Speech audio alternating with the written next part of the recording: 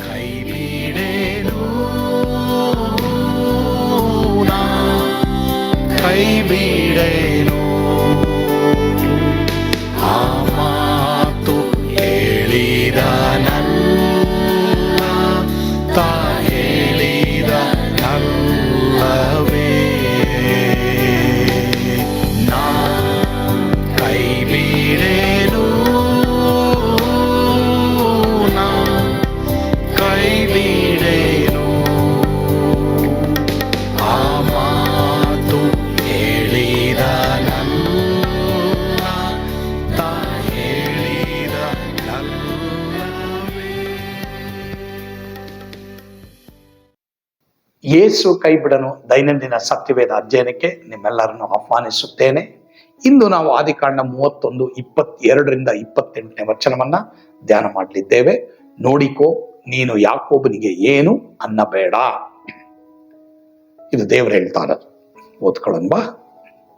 ಯಾಕೋಬನು ಓಡಿ ಹೋದ ವರ್ತಮಾನವು 3ನೇ ದಿನದಲ್ಲಿ ಲಾಬಾನನಿಗೆ ತಿಳಿದು ಬರಲು ಅವನು ತನ್ನ ಬಂಧು ಜನರನ್ನ ಕೂಡಿಕೊಂಡು 7 ದಿನ ಪ್ರಯಾಣ ಮಾಡಿ ಯಾಕೋಬನನ್ನು ಹಿಂದಟ್ಟಿ ಗಿಲ್ಯಾದ್ ಬೆಟ್ಟದ ಸೀಮೆಯಲ್ಲಿ ಅವನನ್ನು ಸಂಧಿಸಿದನು. ಆದರೆ ರಾತ್ರಿಯಲ್ಲಿ ದೇವರು ಅರಾಮ್ಯನಾದ ಲಾಬಾನನ ಕನಸಿನಲ್ಲಿ ಬಂದು, ನೋಡಿಕೋ, ನೀನು ಯಾಕೋಬನಿಗೆ ಏನು ಅನ್ನಬೇಡ ಎಂದು ಹೇಳಿದನು. ಲಾಬಾನನು ಯಾಕೋಬನನ್ನು ಸಂಧಿಸಿದಾಗ ಯಾಕೋಬನ ಬೆಟ್ಟದಲ್ಲಿ ತನ್ನ ಗುಡಾರವನ್ನು ಹಾಕಿಸಿದನು. ಲಾಬಾನನು ತನ್ನವರೊಡನೆ ಅದೇ ಗಿಲ್ಯಾದ್ ಬೆಟ್ಟದಲ್ಲಿ ಗುಡಾರವನ್ನು ಹಾಕಿಸಿದ್ದನು. ಲಾಬಾನನು ಯಾಕೋಬನಿಗೆ, ಇದೇನು ನೀನು ಮಾಡಿದ್ದು? ನೀನು ನಿನ್ನ ಹೆಣ್ಣು ಮಕ್ಕಳನ್ನ ಯುದ್ಧದಲ್ಲಿ ಸೆರೆ ಹಿಡಿದವರಂತೆ ತೆಗೆದುಕೊಂಡು ನನಗೆ ಏನು ಹೇಳದೆ ಓಡಿ ಬಂದಿಯಲ್ಲ. ಯಾಕೆ ನನ್ನನ್ನು ಮೋಸಗೊಳಿಸಿ ಕಳ್ಳತನದಿಂದ ಬಂದಿ? ನನಗೆ ತಿಳಿಸಿದರೆ ನಾನು ಸಂಗೀತ ಮಾಡಿಸಿ ಮದ್ದಳೆ, ವೀಣೆ ಮುಂತಾದ ವಾದ್ಯಗಳ ನಡೆ ಸಂತೋಷದಿಂದ ನಿನ್ನನ್ನು ಸಾಗ ಕಳಿಸುತ್ತಿದ್ದೆನು. ನನ್ನ ಹೆಣ್ಣು ಮಕ್ಕಳಿಗೂ ಮೊಮ್ಮಕ್ಕಳಿಗೂ ಮುದ್ದಿಡುವುದಕ್ಕಾದರೂ ಆಗದಂತೆ ಮಾಡಿದ್ದಿ. ನೀನು ಮಾಡಿದ್ದು ಹುಚ್ಚು ಕೆಲಸವೇ ಸರಿ. ಇಲ್ಲಿ ಲಾಬಾನ ಈಗ 7 ದಿನ ಪ್ರಯಾಣ ಮಾಡಿ ತನ್ನವರನ್ನ ಕರ್ಕೊಂಡು ಯಾಕೋಬನನ್ನ ಹಿಂದಟ್ಟಿ ಒಂದು ಸ್ಥಳದಲ್ಲಿ ಅವನ್ನ ಭೇಟಿ ಮಾಡಿ ಲಾಬಾನ ಹೇಳ್ತಾ ಇದ್ದ, ಎಂಪ್ಲಾಯರ್ ಹೇಳ್ತಾ ಇದ್ದಾನೆ, ಏನಪ್ಪ, ನನಗೆ ಹೇಳಿತಾನೆ ನೀನು ಹೋಗ್ಬೇಕು. ನನಗೆ ನೀನು ಹೇಳಿ ಹೋಗಿದ್ರೆ ನಾನು, ಇಟ್ಸ್ ಆಲ್ಸೋ ಫ್ಯಾಮಿಲಿ, ಇದು ಕುಟುಂಬ. ಅದೇ ತರ ಇದು ಎಂಪ್ಲಾಯರ್ ಮತ್ತೆ ಎಂಪ್ಲಾಯಿ ನಡುವೆ ಇರುವಂತ ಸಂಬಂಧ. ನೀನು ನನಗೆ ಹೇಳ್ದೇನೆ ಹೋದೆ, 1, ನನಗೆ ತಿಳಿಸ್ಲಿಲ್ಲ 2, 3ನೇದಾಗಿ ನನ್ನ ಮಕ್ಕಳಿಗಾದ್ರೂ ಮೊಮ್ಮಕ್ಕಳಿಗಾದ್ರೂ ನಾನು ಮುದ್ದಿಡ್ತಾ ಇದ್ದೆ. ನಿನ್ನ ಸಂತೋಷದಿಂದ ಸಾಗ ಕಳಿಸ್ತಾ ಇದೆ, ಹಬ್ಬ ಮಾಡಿ ನಿನ್ನನ್ನು ಕಳಿಸ್ತಾ ಇದೆ. ಯಾಕಪ್ಪ ಈ ತರ ಮಾಡಿದೆ ಅಂತ ನೋವಿನಿಂದ ಕೇಳ್ತಾ ಇದ್ದಾರೆ. ಎಷ್ಟೋ ಜನ ಎಂಪ್ಲಾಯರ್ಗಳಿಗೆ ನೋವನ್ನು ಉಂಟು ಮಾಡಿದ್ದಾರೆ. ಆ ತರ ನೋವನ್ನು ಉಂಟು ಮಾಡಬೇಡಿ. ಬಿಟ್ಟು ಬರ್ಬೇಕಾದ್ರೆ ಸರಿಯಾದ ರೀತಿಯಲ್ಲಿ ನಕ್ಕೊಂಡು ಏನ್ ಮಾಡ್ರಿ, ನಂಬಿಗಸ್ತರಾಗಿ ಅವರು ನಿಮ್ಮ ಸಂತೋಷದಿಂದ ಕಳಿಸುವ ಹಾಗೆ ನೀವೇನ್ ಮಾಡ್ಬೇಕು, ಈ ಪ್ರಿನ್ಸಿಪಲ್ಗಳನ್ನ ಕೈಗೊಂಡು ನಡಿಬೇಕು. ಸರಿ, ಇಲ್ಲಿ ಯಾಕೋಬ 2ನೇದಾಗಿ ನಾವು ನೋಡ್ತೀವಿ, ಆ ತರ ಮೋಸದಿಂದ ಅವನು ಓಡಿ ಹೋಗ್ತಾ ಇದ್ದಾನೆ. ಯಾಕೋಬನಲ್ಲಿ ಒಂದು ರೈಟ್ ಇದೆ, ಏನಂದ್ರೆ ನಮ್ಮ ಮಾವ ನನಗೆ ಮೋಸ ಮಾಡ್ಬಿಟ್ರು, ಬಾಸ್ ನನಗೆ ಮೋಸ ಮಾಡ್ಬಿಟ್ರು, ಅದಕ್ಕೆ ಯಾಕೆ ನಾನು ತಿಳಿಸ್ಬೇಕು, ಇನ್ನು ಅವನು ಏನು ಮಾಡ್ತಾನೋ ಏನೋ ಅಂತ ಅದನ್ನು ಅವನ ಮನಸ್ಸಿನಲ್ಲಿದೆ. ಸರಿ, ನಿಮಗೆ ನಿಮ್ಮ ಹೃದಯದಲ್ಲಿ ನೀವು ರೈಟ್ ಇರ್ಬೋದು, ಎಂಪ್ಲಾಯರು ತಮ್ಮ ಹೃದಯದಲ್ಲಿ ತಾವು ರೈಟ್ ಇರ್ಬೋದು. ಬಟ್ ಈ ದೇವ್ರ ವಾಕ್ಯದಲ್ಲಿ ಈ ಪ್ರಿನ್ಸಿಪಲ್ಗಳು ಕೊಟ್ಟಿದೆ, ಇದನ್ನು ಕೈಗೊಂಡು ನಡಿಬೇಕು.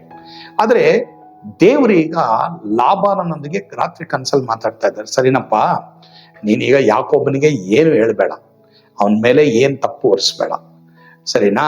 ಅವನು ಓಡೋಗ್ಬಿಟ್ಟ, ಆದ್ರೆ ಅವನಿಗೆ ಏನು ಅನ್ಯಾಯ ನೀವು ಮಾಡಬಾರ್ದು, ಏನು ಹೇಳಬಾರ್ದು. ದೇವರು ಅವನ ಹೃದಯ ಚೇಂಜ್ ಮಾಡ್ತಾರೆ. ಲಾಭನ ಆಕ್ಚುಲಿ ಹಿಂದಟ್ಟಿದ್ದೇನಕ್ಕೆ ನಮಗ್ ಗೊತ್ತಿಲ್ಲ, ದೇವ್ರ ವಾಕ್ಯದಲ್ಲಿ ಬರಲಿಲ್ಲ. ಬಟ್ ನನಗನ್ನಿಸ್ತದೆ ಇಲ್ಲಿ ದೇವರು ಅವನಿಗೆ ಎಚ್ಚರಿಕೆ ಕೊಡ್ತಾ ಇದ್ದಾರೆ. ಅಂದ್ರೆ ಲಾಭನ ಮೋಸ್ಟ್ ಪ್ರಾಬ್ಲಿ ಇವನ್ ತಗೊಂಡ್ ಹೋಗ್ತಾರನ್ನ ತೆಗೆದುಕೊಳ್ಳೋದಕ್ಕೆ ಬಂದನೋ ಹಿಂದಟ್ಟದ್ನೋ, ಅಥವಾ ಇವನಿಗೆ ಏನಾದ್ರು ಮಾಡೋದಕ್ಕೆ ಹಿಂದಟ್ಟದ್ನೋ ನಮಗ್ ಗೊತ್ತಿಲ್ಲ. ಆದ್ರೆ ದೇವರು ಅವನ ಹೃದಯ ಚೇಂಜ್ ಮಾಡ್ತಾರೆ. ಒಂದು ಇಲ್ಲಿ ಕಲಿಯ ಪಾಠ, ನೀನ್ ಎಂಪ್ಲಾಯಿ ಆಗಿ ಕರೆಕ್ಟ್ ಆಗಿ ನೀನ್ ನಡೆದ್ರೆ ನಿನ್ನ ಎಂಪ್ಲಾಯರ್ ಹೃದಯವನ್ನ ಚೇಂಜ್ ಮಾಡಕ್ಕೆ ದೇವ್ರ ಶಕ್ತನೆ. ನೀನ್ ಎಂಪ್ಲಾಯಿ ಆಗಿ ಪ್ರಾಮಾಣಿಕನೂ ಇಲ್ಲ, ಸರಿಯಾದ ರೀತಿಯಲ್ಲಿ ಕೆಲಸ ಮಾಡ್ತಾ ಇಲ್ಲ, ಸರಿಯಾದ ರೀತಿಯಲ್ಲಿ ಸೇವೆ ಮಾಡ್ತಾ ಇಲ್ಲ, ಸರಿಯಾದ ರೀತಿಯಲ್ಲಿ ಮನೆ ಕೆಲಸ ಮಾಡ್ತಾ ಇಲ್ಲ, ಸರಿಯಾದ ರೀತಿಯಲ್ಲಿ ನಿನಗೆ ಏನೇನ್ ಕೆಲಸ ಕೊಡೋ ವಸ್ತುಗಳು ಕೊಡೋದು ಇಟ್ಟಿದ್ಯೋ ಅದನ್ನೆಲ್ಲ ನೀನ್ ಬಚ್ಚಿಟ್ಕೊಂಡು ಅದು ಹಾಳು ಮಾಡಿ ಎಂಪ್ಲಾಯರ್ಗೆ ಹೇಳ್ದೇನೆ, ನಿನ್ ಬಾಸ್ಗೆ ಹೇಳ್ದೇನೆ ಹೆಂಗೋ ತಂದು ಇಟ್ಬಿಡ್ತೀಯ. ಇದೆಲ್ಲ ದೇವ್ರು ನೋಡಿದಾಗ ದೇವ್ರು ನಿನ್ ಪರವಾಗಿ ಯುದ್ಧ ಮಾಡಲ್ಲ, ಅದನ್ನೂ ಸಹ ನಿನ್ ಪರವಾಗಿ ದೇವ್ರು ಮಾತಾಡಲ್ಲ, ಅದನ್ನು ಸಹ ನಾವಿಲ್ಲಿ ನೋಡ್ತೀವಿ. ಸರಿ, ಇಲ್ಲಿವರೆಗೂ ನೀವು ಎಂಪ್ಲಾಯರ್ಗೆ ನೀವು ಮಾತಾಡಿಲ್ವಾ, ಸುಮ್ಮನೆ ಕಳ್ತನವಾಗಿ ಓಡ್ ಬಂದ್ಬಿಟ್ರ, ಆ ಥರ ಮಾಡ್ಬಿಡಿ. ಹೋಗ್ರಿ, ನಿಮ್ಮ ಎಂಪ್ಲಾಯರ್ ಹತ್ರ ಕರೆಕ್ಟಾಗಿ ಮಾತಾಡಿ. ಮಾತ್ರವಲ್ಲದೆ ಅವ್ರ ಸಂತೋಷನ ನಿಮ್ಮನ್ನು ಕಳಿಸುವ ಹಾಗೆ, ಅವರಿಗೆ ನೀವು ನೋವನ್ನುಂಟು ಮಾಡಿದ ಹಾಗೆ ದೇವರು ನಿಮಗೆ ಕೃಪೆ ಕೊಡಲಿ. ಮತ್ತೆ ಎಂಪ್ಲಾಯರ್ ಆದ ನಿನ್ನ ಹೃದಯವನ್ನು ಸಹ ದೇವರು ಬದಲಾವಣೆ ಮಾಡಲಿ. ಕರ್ತನು ನಿಮ್ಮನ್ನು ಆಶೀರ್ವಾದ ಮಾಡಲಿ. ಆಮೇಲೆ ಪ್ರಾರ್ಥಿಸೋಣವಾ? ಪರಮ ಪ್ರೀತಿಯುಳ್ಳ ತಂದೆ ಆದ್ರೆ ನಿಮಗೆ ಸ್ತೋತ್ರ. ಇವತ್ತು ಫ್ಯಾಮಿಲಿಗಳಲ್ಲಿ ಸಹ ನಾವು ನೋಡ್ತೀವಿ ಈ ತರ ಕೆಲವು ವಿಷಯಗಳು ನಡೆದಿದೆ.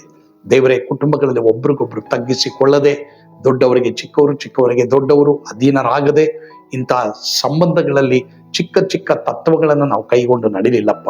ಇವತ್ತು ಕೆಲಸದ ಸ್ಥಳಗಳಲ್ಲೂ ಅಷ್ಟೇ, ಎಂಪ್ಲಾಯಿಗಳ ಮಧ್ಯದಲ್ಲೂ ಈ ತರ ಇದೆ ಸ್ವಾಮಿ. ಆ ರೀತಿಯ ಒಂದು ರಿಲೇಶನ್ಶಿಪ್ಗಳು ಸಹ ದೇವರೇ ಕೆಡವಲ್ಪಟ್ಟಿರೋದು, ಹಾಳಾಗಿರೋದು. ಇವತ್ತು ನಾವು ನೀನ್ ಕೊಟ್ಟಂತ ತತ್ವಗಳನ್ನ ದೇವರೇ ನಾವು ಕೈಗೊಂಡು ನಡೀಲಿಲ್ಲ. ಇನ್ನು ಮೇಲೆ ನಮ್ಮ ಫ್ಯಾಮಿಲಿಗಳಲ್ಲೂ ಅಷ್ಟೇ, ಮಾತ್ರವಲ್ಲದೆ ನಮ್ಮ ಕೆಲಸಗಳಲ್ಲೂ ಅಷ್ಟೇ ನಾವು ನಿನಗೆ ನಂಬಿಗಸ್ತರಾಗಿ ನಡೆಯುವಾಗ ನಮ್ಮೆಲ್ಲರೂ ಕೃಪೆ ಕೊಡಪ್ಪ. ಒಬ್ರಿಗೊಬ್ರು ಸರಿಯಾದ ರೀತಿಯಲ್ಲಿ ಬೇರ್ಪಡ್ಲಿಕ್ಕೆ ಅಥವಾ ಸರಿಯಾದ ವಿಷಯಗಳನ್ನ ದೇವರೇ ನಾವು ಧೈರ್ಯವಾಗಿ ಹಂಚಿಕೊಳ್ಳಲಿಕ್ಕೆ ನಮಗೆ ಕೃಪೆ ಕೊಡು ಸ್ವಾಮಿ. ಯಾಕೋಬನ ಹತ್ರ ನೀನು ಇದ್ದೀನಿ ಅಂತ ಹೇಳಿದ್ಮೇಲೆ ಯಾಕೋಬ ದೇವರೇ ಲಾಭಾನನಿಗೆ ತಿಳಿಸಿ ಹೋಗಬೇಕಾಗಿತ್ತು. ಆದರೂ ಸಹ ದೇವರೇ, ಇಲ್ಲಿ ದೇವರೇ ಅಲ್ಲಿ ಸಂಬಂಧವನ್ನ ಚೆನ್ನಾಗಿ ಮಾಡದೆ ಮಾತುಗಳನ್ನ ಮೃದುವಾಗಿಟ್ಟೆ ಇಬ್ಬರ ಮಧ್ಯದಲ್ಲಿ. ಅದಕ್ಕಾಗಿ ಸ್ತೋತ್ರ ದೇವರೇ, ನಿಮ್ಮ ಸ್ತೋತ್ರ ಸಲ್ಲಿಸ್ತೇವೆ ದೇವರೇ. ನೀನು ಹೇಳಿದ ಮೇಲೆ ಯಾಕೋಬನು ಹೋಗ್ತಾ ಇದ್ದಾನೆ, ಆದ್ರಿಂದ ನೀನೇ ಯಾಕೋಬನ ಪರವಾಗಿ ಮಾತಾಡಿದೆ. ಅದೇ ತರ ದೇವರೇ, ಇವತ್ತು ನನಗೆ ಗೊತ್ತಿಲ್ಲ ಕುಟುಂಬಗಳಲ್ಲಿ ದೇವರೇ, ಕೆಲಸದ ಸ್ಥಳಗಳಲ್ಲಿ ಎಂಪ್ಲಾಯಿಗಳ ನಡುವೆ ಇರುವಂತಹ ಅನೇಕ ದೇವರೇ ಒಡಕುಗಳು ತೊಡಕುಗಳನ್ನ ತೆಗೆದು ಸಂಬಂಧವನ್ನ ಸರಿ ಮಾಡು. ಆ ರೀತಿ ಮಾಡ್ತಿರೋದಕ್ಕಾಗಿ ಸ್ತೋತ್ರ. ಯೇಸುವಿನ ಹೆಸರಿನಲ್ಲಿ ಪ್ರಾರ್ಥಿಸ್ತೇವೆ ಸ್ವಾಮಿ. ಆಮೇನ್. God bless you. ಸ್ವರ್ಗದಾನಂದ ನಿಮ್ಮೆಲ್ಲರನ್ನು ತುಂಬಿ ತುಳುಕಲಿ. ಆಮೇನ್. Have a wonderful job centres, companies and schools and hospitals and colleges. I just don't know. ಎಂಪ್ಲಾಯರ್ಗಳಾದ ನಿಮ್ಮನ್ನ ದೇವರ ಆಶೀರ್ವಾದ ಮಾಡಲಿ. ಆಮೇನ್.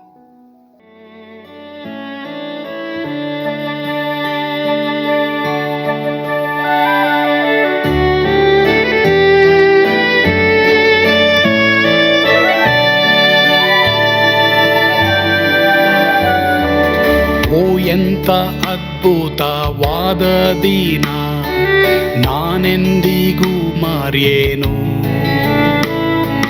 ಪಾಪಂಧಕಾರದೊಳ್ ಅಲೆದೇನ, ರಕ್ಷಕನ ಕಂಡೇನು. ಕೋಮಲ ಕರುಣೆಯುಳ್ಳ ಯೇಸು ಎನ್ ಕೊರತೆ ನೀಗಿದ. ಕತ್ತಲೆ ಹೋಯಿತು, ಜ್ಯೋತಿಯು ಮೂಡಿತು, ನಾನೀಗ ಧನ್ಯನಾದೆ. ಸ್ವರ್ಗದ ನಂದ ಎನ್ನಾತ್ಮ ತುಂಬಿತು, ಶಿಲುಬೆನಾಗ ಎನ್ ಸ್ವಸ್ಥ ಕೈದನು. ಎನ್ ಪಾಪ ತೋಳೆದ, ಈರುಳ ದಿನಕ್ಕೆ ತಿರುಗಿದ. ಸ್ವರ್ಗದ ನಂದ ಎನ್ನಾತ್ಮ ತುಂಬಿತು.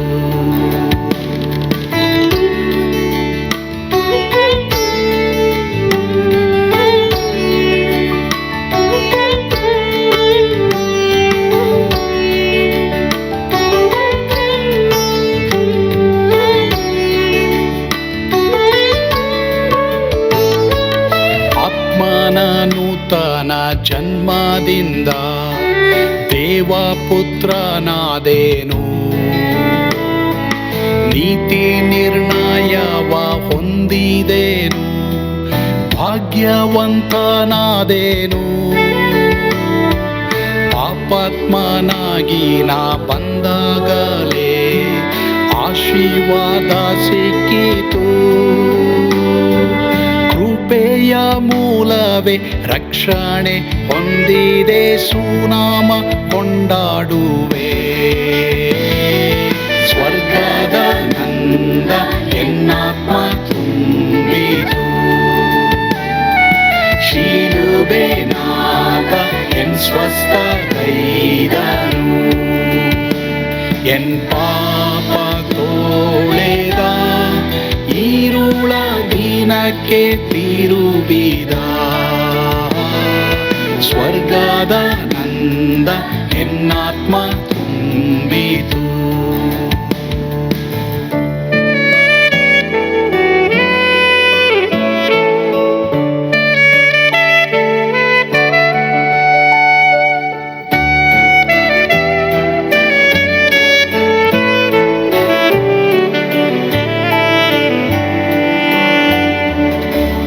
ಅನಂತ ನಿರೀಕ್ಷೆ ಏನಾಗಿದೆ, ಕಾಲವು ತೀರಲಾಗಿ